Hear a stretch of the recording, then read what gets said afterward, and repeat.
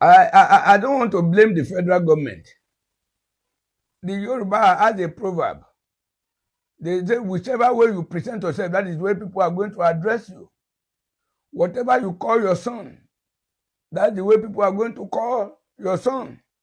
So that is it. I don't think the kind of state of emergency that was declared there, though it's belated now because the governor is coming in. It's belated now and the matter is in court, so I don't want to really dwell much on it. But despite that, it was a it was a serious lawlessness that Mr. President declared state of emergency in Rivers State, whereas Borno State, Plateau State, Benue State, where they are killing in hundreds on a daily basis, state of emergency were not declared. But for political purpose and for political gain, he declared state of emergency in Rivers State, and Rivers people have taken it. So what do you expect anybody to say? People that were reacting, at the end of the day, even the person that they were fighting for came out in the public that nobody should react, nobody should protest for him. At a particular time, the governor himself came out to say, and Rivers people should even go and be appreciative to Mr. President for him to have declared state of emergency. That if state of emergency was not declared at that particular time, that possibly something else would have happened.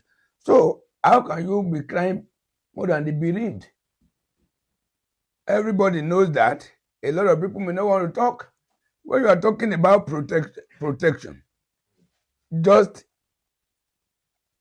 2 days ago, almost 66 people were slaughtered again in Borno State. There is still continuous killing in Katsina State. There is still continuous killing in Benue State, in Plateau State, even in Kogi State. They are still killing on a daily basis. People are not sleeping with their two eyes closed. There are still killings and kidnapping in Zamfara and every other thing. So everybody knows that today Nigeria is an unsafe territory.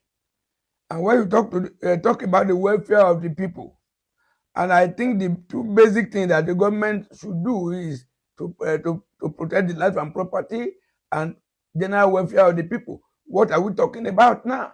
Is there electricity you are seeing that is available? Is it water? We have the Ministry of Water Resources. Where is the water? Every other person has to sink his own borehole. You sink a borehole, there's no electricity, and the fuel is so exorbitant. You can't run generator. So that you see people taking bucket, going to almost 1 kilometer away to go and fetch water. So is it education that we say is okay? Is it health sector that is okay? Look at it, less than a week now. A medical doctor collapsed after 72 hours of continuous walking. He died. So what are we talking? Why will you allow somebody that's supposed to do shift of about 8 hours to do 72 hours? So which aspect of life? What is affordable now today in Nigeria? Life is becoming unaffordable on its own. So to me, there's nothing like welfare.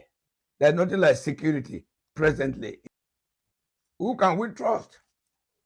Sometimes ago when Buhari was coming, we were shouting Uzziah. Buhari came in triumphantly. What did he do? He brought Nigeria backward for over 20 years.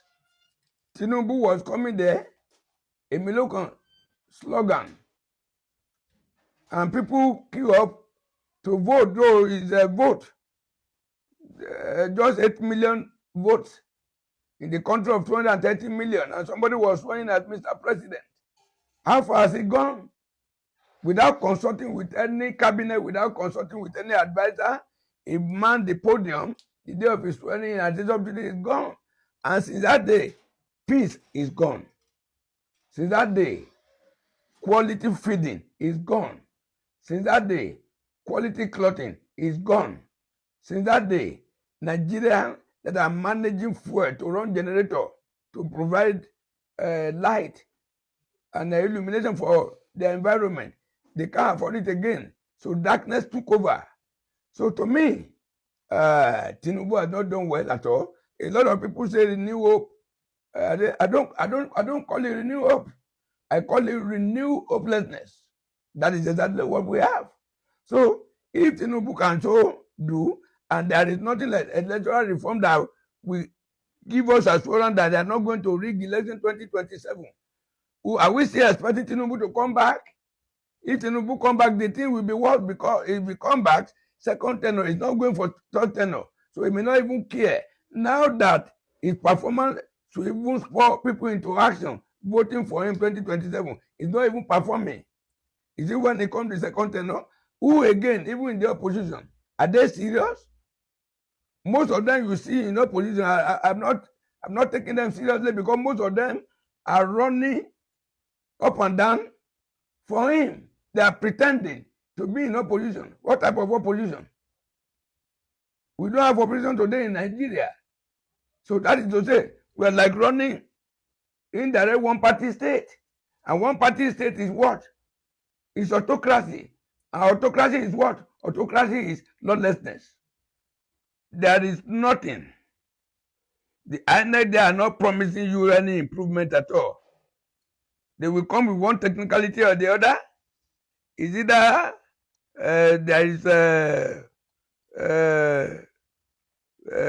what do they call beaver failure, or IRF failure, or glitches here and there. At the end of the day, they will just do, because there is Nigerians are so docile. We don't hold people responsible for their wrongdoing. That is it. So our docility has been taken for stupidity by this power that be.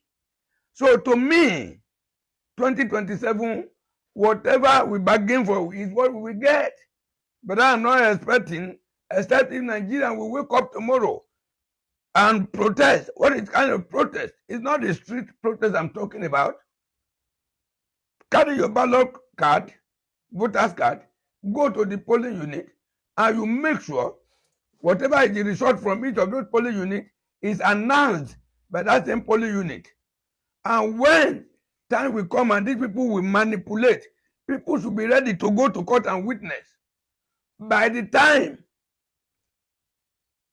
a person go to court and request for 20 witnesses, and more than 2,000 people are ready to flood the court to bear witness, the judicial people, they will be very careful. That is it. But our nonchalant attitude towards what happened after the election is what is even allowing the judiciary to play in favor of some other disgruntled and bad leaders. Why am I saying this? Before they change the system, definitely there must be review of Nigeria Constitution as regards that. Is there any review now by the National Assembly? Who are the people in the National Assembly? The 10th Assembly? They are already behaving like an annex of the presidency? That is it. So to me, I think Mr. President will just look for any loyal guy, even if he's a card member of APC, it doesn't matter. Nigerians are so those that will not talk. They will just look for somebody who paid the piper, will dictate the tune. That is it. So to me, I'm not expecting anything positive from the angle of INEC. If the man there now goes, definitely they are still going to. Mr. President will look for a very loyal guy. And I point again that there's nothing anybody can do in this country. The only thing, we still have some credible Nigerians. We still have some Nigerians that they can stake their life instead of them to be corrupt. We still have some Nigerians today, the own money in the Central Bank of Nigeria cannot buy their conscience. But are those people going to be considered? If you are highly principled in this country today, you are enemy of the wicked people. That is it. So to me, the way the appointment of INEC chairman and commissioners come about, I think that way should be changed. They should amend the constitution to that one. So let all members of political party be in a board that are going to nominate and interview somebody before they send such a person to the Federal National Assembly for clearance. So let all the members of political party have a stake. That is it. But for Mr. President to go and look for one of his old loyalists, an ally, or a very garrulous minister, Or special advisor will go and bring somebody that could be loyal to him. They tell him to swear before juju if we are going to work against them. And at the end of the day, Mr. President will just announce his name. If that is the way the thing continues, no way. You cannot be doing things the same way and be expecting a different result. If the way the emergence of INEC chairman, if the way they are becoming is the way it is going to come, definitely there is nothing positive that will come out of it. I just want to advise Nigerians to first of all remain law-abiding. But I think our simplicity, our docility, our gentility is becoming too bad. And that is why these people take us for granted.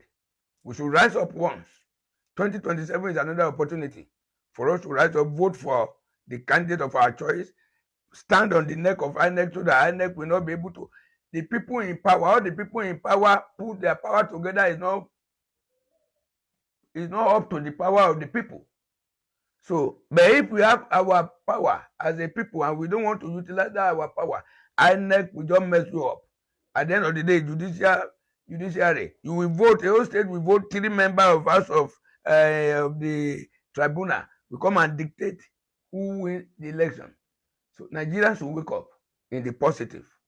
We don't need to take laws into our hands, but we can vent our anger through protest. And the best protest is to protest with our voters card.